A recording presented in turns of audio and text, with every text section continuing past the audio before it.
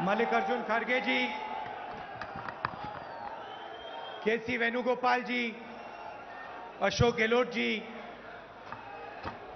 भूपेश बघेल जी, पवन Kumar Bansal ji, Adhir Ranjan Chaudhary ji, Shakti Singh Gohil ji, Anil Chaudhary ji, CWC members, PCC president, CLP leaders, senior नेता और हमारी पार्टी के प्यारे कार्यकर्ता भाई और बहनों, आप सबका यहां बहुत बहुत स्वागत, नमस्कार।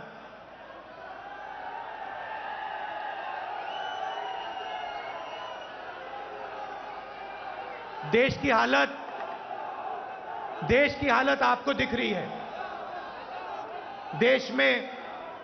देश में क्या हो रहा है, क्या नहीं हो रहा है, आपसे नहीं छुपाया जा सकता है।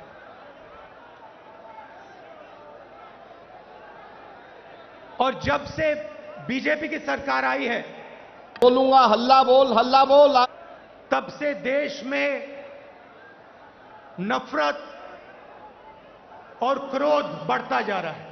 हुआ करता था, सही है? जो निवाला गरीब आदमी लिया करता था, वो आटा आपको लग रहा है 40 रुपए कैसे हो गया? नफरत और क्रोध देश में बढ़ता ही जा रहा है, सही है ना?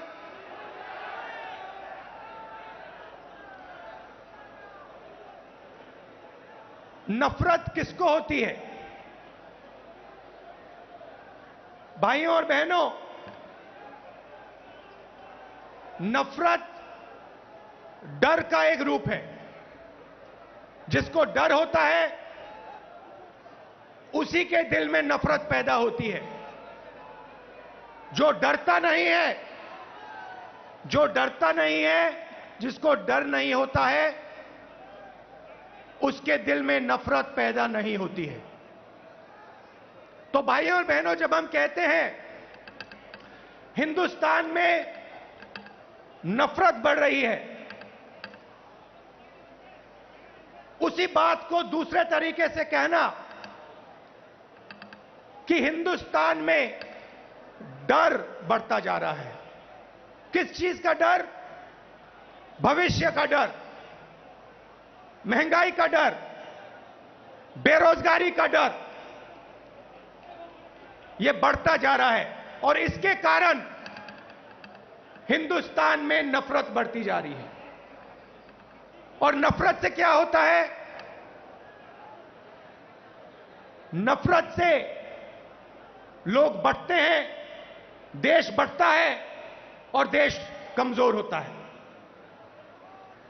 बीजेपी और आरएसएस के नेता देश को बांटते हैं और जानबूझकर देश में भय पैदा करते हैं, लोगों को डराते हैं और नफरत पैदा करते हैं। अब सवाल उठता है, ये किसके लिए करते हैं और क्यों करते हैं? फायदा इस डर का, इस नफरत का फायदा किसको मिल रहा है? भाई और बहनों, क्या इस डर का फायदा, नफरत का फायदा हिंदुस्तान के गरीब आदमी को मिल रहा है? पिछले 8 सालों में आप मुझे बता दीजिए, हिंदुस्तान के गरीब आदमी को, किसान को, मजदूर को, छोटे दुकानदार को नरेंद्र मोदी जी की सरकार ने क्या फायदा दिया?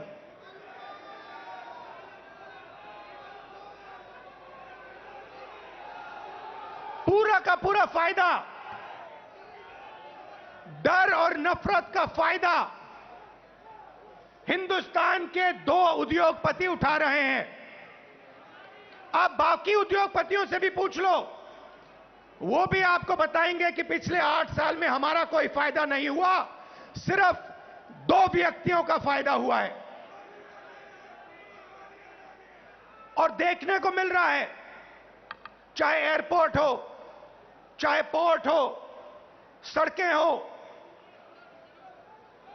सब कुछ, सेलफोन, तेल, सब कुछ इन्हीं दो व्यक्तियों के हाथ में जा रहा है। मीडिया देश को डराती है, नफरत पैदा होता है, और फिर पूरा का पूरा फायदा बीजेपी दो लोगों को दे रही है। अब देखिए, नरेंद्र मोदी जी ने नोटबंदी की। नोटबंदी से गरीबों का फायदा हुआ? गरीबों की जेब से पैसा निकाला। गरीबों को कहा काले धन के खिलाफ लड़ाई है,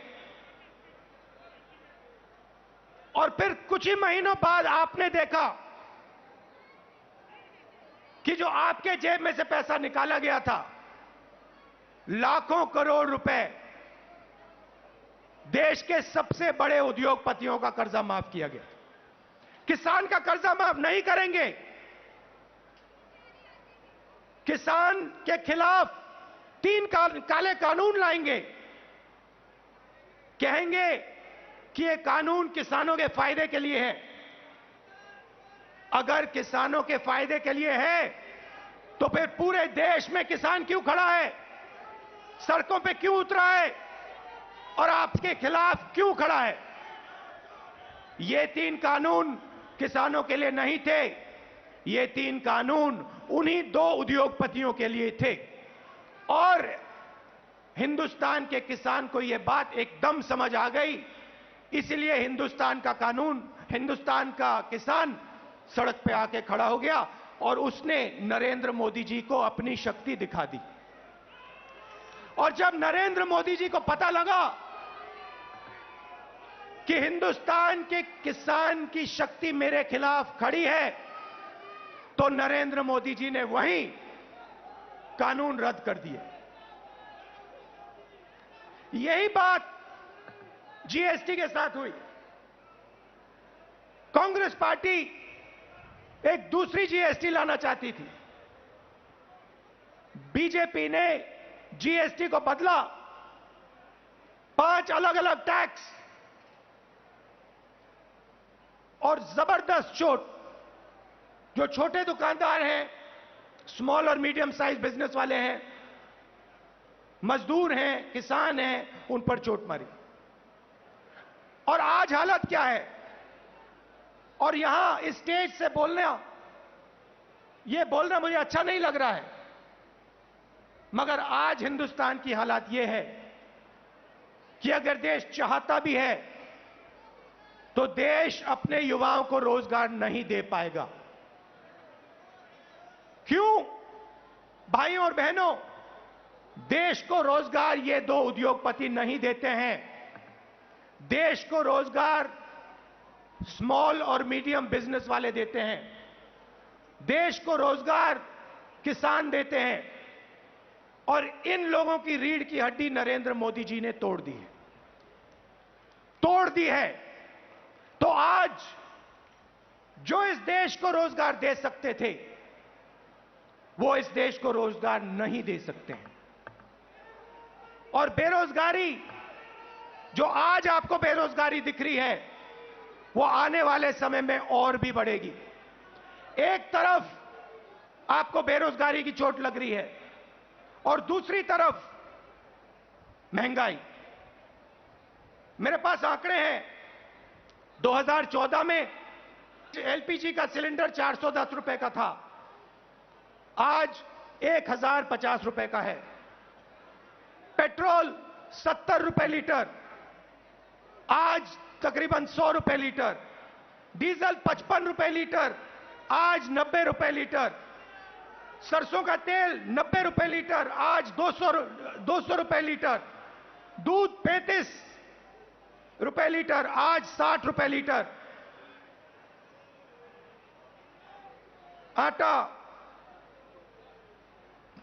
22 रुपए केजी।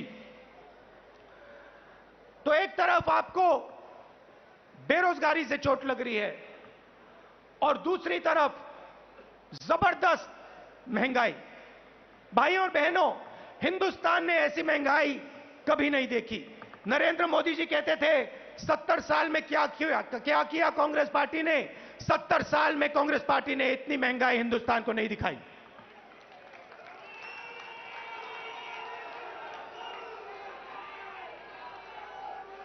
तो हिंदुस्तान का आम नागरिक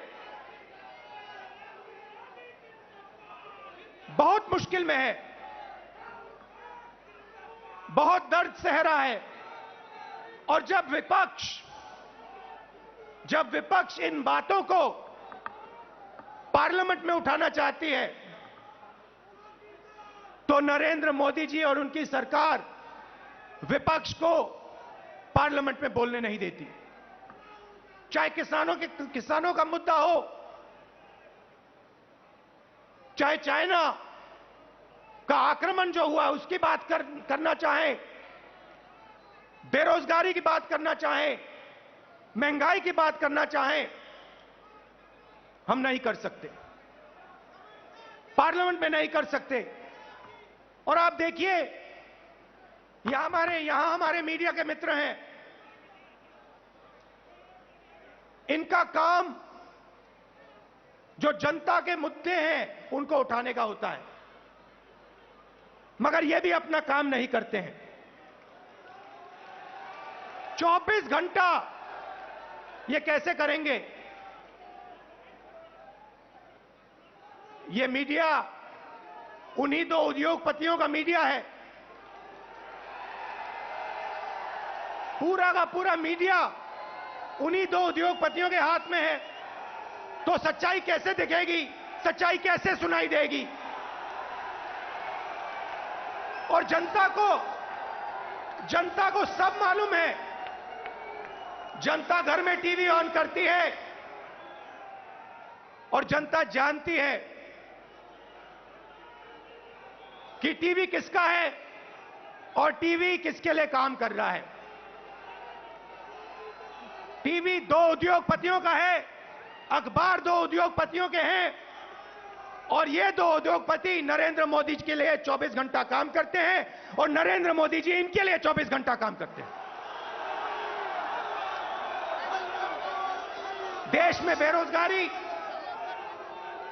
देश में महंगाई और देश का पूरा धन दो उद्योगपतियों के हाथ में। एक तरफ मीडिया का कंट्रोल, दूसरे तरफ प्रधानमंत्री पे कंट्रोल।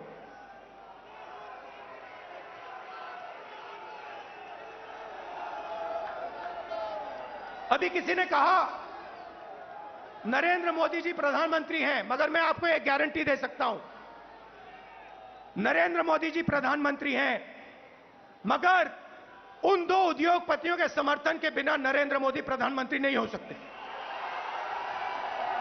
मीडिया के समर्थन के बिना नरेंद्र मोदी प्रधानमंत्री नहीं हो सकते। और जो हिंदुस्तान के इंस्टीट्यूशंस हैं, चाहे मीडिया हो, प्रेस हो, चाहे हमारी जुडिशरी हो, चाहे हमारा इलेक्शन कमीशन हो, उन सब पर दबाव है, उन सब पर सरकार आक्रमण कर रही है। तो यात्रा की क्या जरूरत है? यात्रा की यह जरूरत है कि विपक्ष के सामने और कोई रास्ता ही नहीं है, हमें सीधा जनता के बीच में जाना पड़ेगा। मीडिया हमारा नहीं, सांसद में हम बोल नहीं सकते, तो अब कांग्रेस पार्टी और बाकी विपक्ष के पास सिर्फ एक रास्ता है, जनता के बीच में जाकर उनको देश की सच्चाई बताना।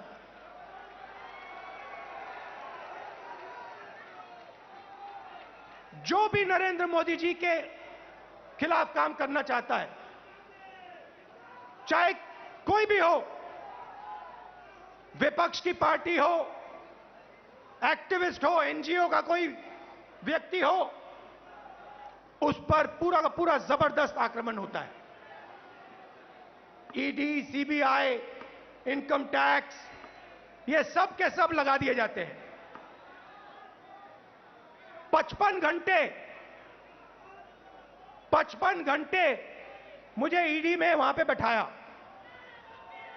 मगर मैं एक बात समझाना चाहता हूं नरेंद्र मोदी जी को, मैं आपकी ईडी से नहीं डरता हूं, मुझे कोई फर्क नहीं पड़ता।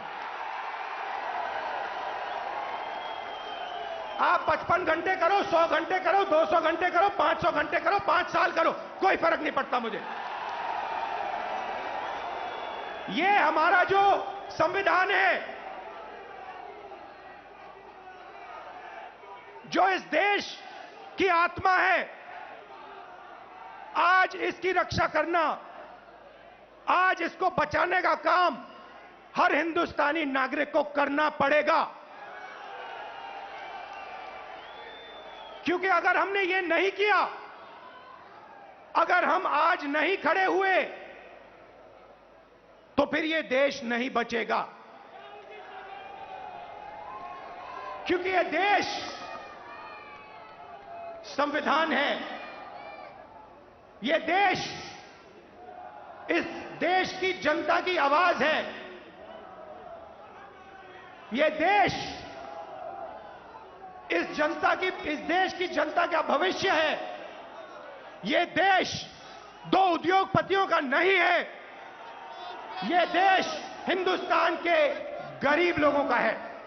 और आज दो हिंदुस्तान बन गए हैं, एक मजदूरों का, गरीबों का, किसानों का, बेरोजगार युवाओं का। उस देश में कोई सपना नहीं देखा जा सकता।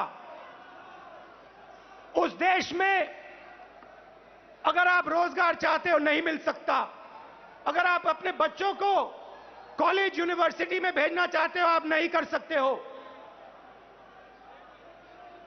उस देश में आपको अपना खून पसीना देना पड़ेगा, और खून पसीना देने के बाद आपको कोई फायदा नहीं मिलेगा।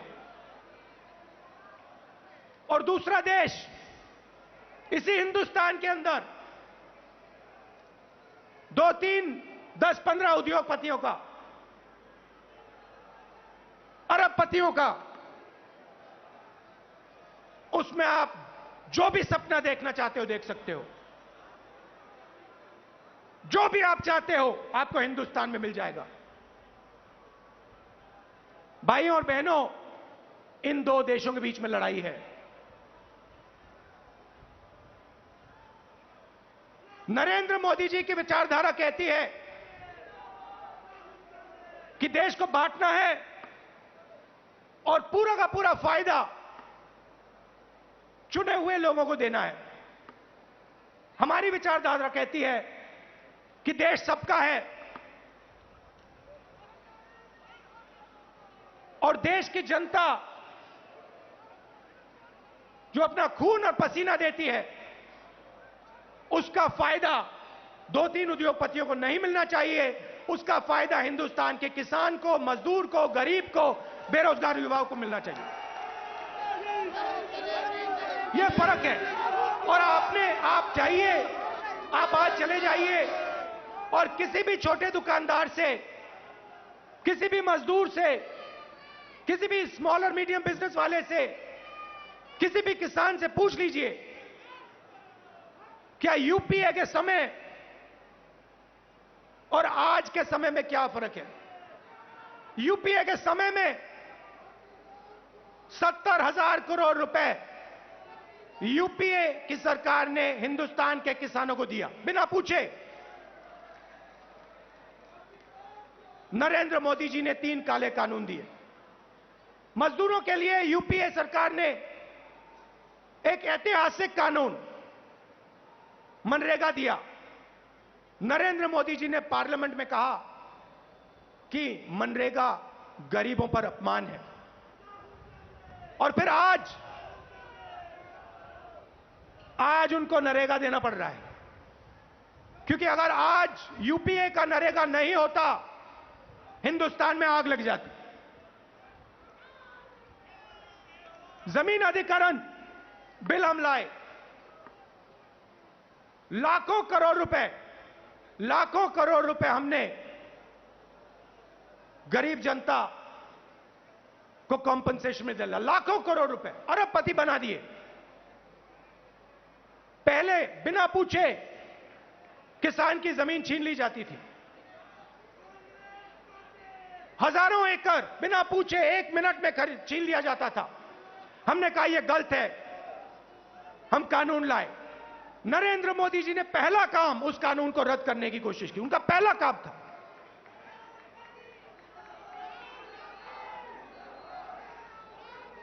यूपीए के समय आर्थिक प्रगति थी, हम करोड़ों लोगों को हमने गरीबी से निकाला। जितने लोगों को हमने 27 करोड़ लोगों को गरीबी से निकाला 10 साल में, 27 करोड़ लोग।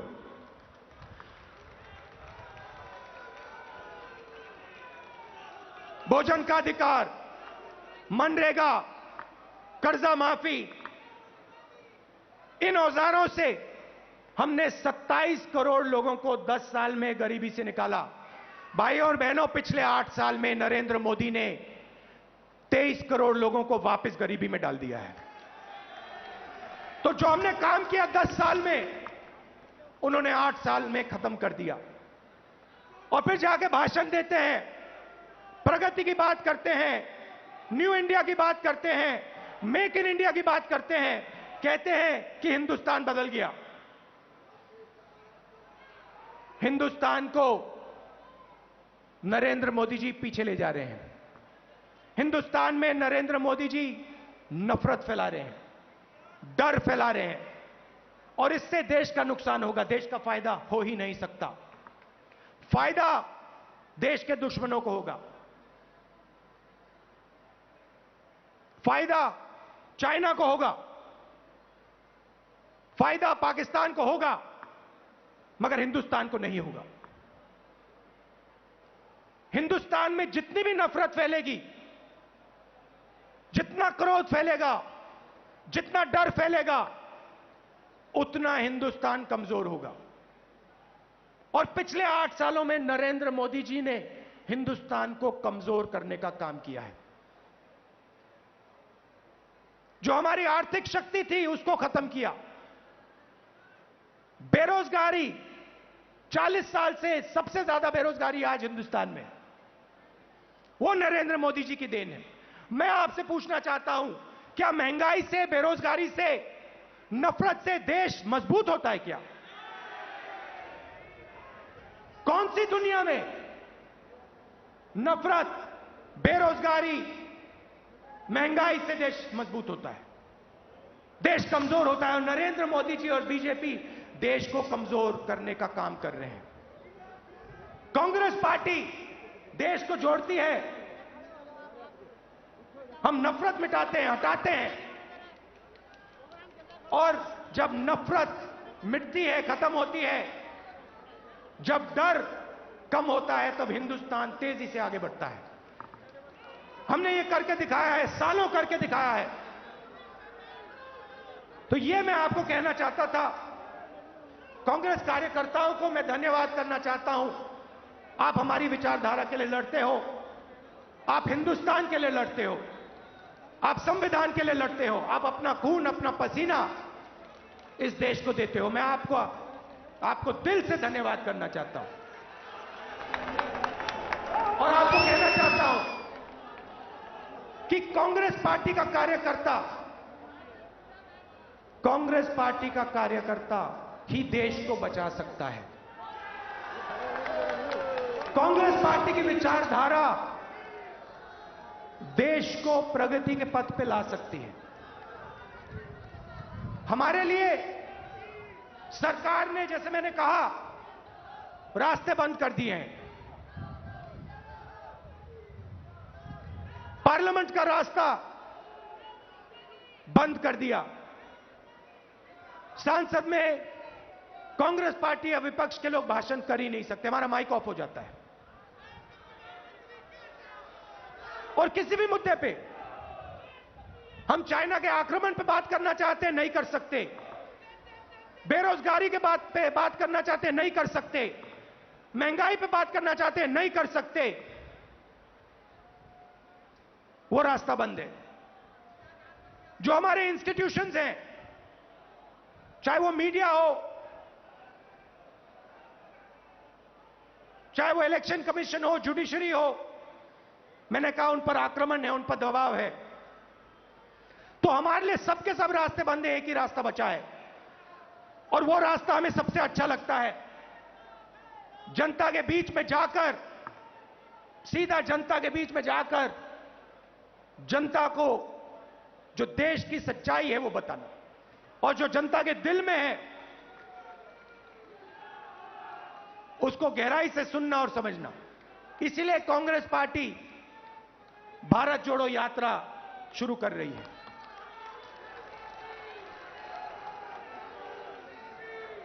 आप सब दूर दूर से आए, इसके लिए मैं आपको दिल से धन्यवाद करना चाहता हूं। विचारधारा की लड़ाई है और कांग्रेस पार्टी की विचारधारा और जो हमारे सब विपक्ष की पार्टियां हैं मिलकर बीजेपी और आरएसएस की विचारधारा को हराएंगे। बहुत बहुत धन्यवाद। नमस्कार। जय हिंद। धन्यवाद। और अंत में राहुल जी के संदेश के साथ मैं आपसे आग्रह करूंगा, इस प्रण और संकल्प के साथ हम लोग जाएंगे। इस देश के अंदर नफरत के खिलाफ, महंगाई के खिलाफ राहुल जी का जो आह्वान है, इस मुल्क से उसको मिटाना है और भारत जोड़ने के संकल्प के साथ कांग्रेस का नेतृत्व ये यात्रा निकालेगा। तो मंच पर आसीन तमाम शीर्ष नेताओं का, आदरणीय राहुल जी का मैं तहे दिल से दिल्ली कांग्रेस के तौर पर और कांग्रेस परिवार के आधार पर मैं तमाम कांग्रेस जन का और देश देश के कोने कोने से आए कांग्रेस परिवार के साथियों का पुनः अभिनंदन करता हूं और आप सभी का धन्यवाद करता हूं इस संकल्प के साथ कि राहुल जी का दिशा निर्देश हमें एक नई ऊर्जा देगा और इस सरकार को हम एक बार फिर झुकाने का काम करेंगे। बहुत बहुत धन्यवाद। जय हिंद, जय कांग्रेस। कांग्रेस पार्टी जिंदाबाद।